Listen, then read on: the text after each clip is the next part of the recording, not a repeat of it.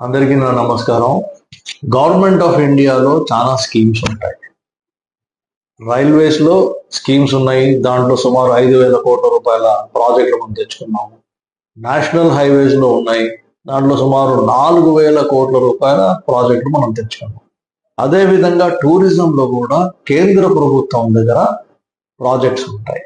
అటువంటి ప్రాజెక్టు కేంద్ర ప్రభుత్వం నుంచి, గవర్నమెంట్ ఆఫ్ ఇండియా నుంచి నేను వెళ్ళి షేకావత్ మంత్రి గారి దగ్గర, గజేంద్ర సింగ్ షేకావత్ అనే టూరిజం మంత్రి గారి దగ్గర కూర్చొని పదే రిక్వెస్ట్లు చేసి లెటర్లు ఇచ్చి మన టూరిజం ప్రాజెక్ట్ కోసం 97.52 కోట్ల రూపాయల నిధులు కేంద్ర ప్రభుత్వం నుంచి నేను తీసుకొచ్చాను.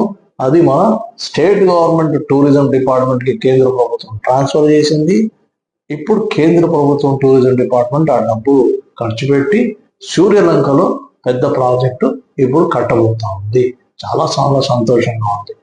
మీరు ఓటు వేసి మీ ఆశీస్సులతో నేను ఎంపీగా లోక్సభకి వెళ్ళి అక్కడ పెద్ద పెద్ద మంత్రులు, కేంద్ర మంత్రులు కలిసి ఇటువంటి టూరిజం ప్రాజెక్టు 97 crores ఏదైతే తెచ్చానో ఇటువంటి ఇంకా తెస్తాం, చాలా తెస్తాం. చాలా చాలా సంతోషంగా ఉంది. మీ ఆశీస్సులు, మీ దీవెన.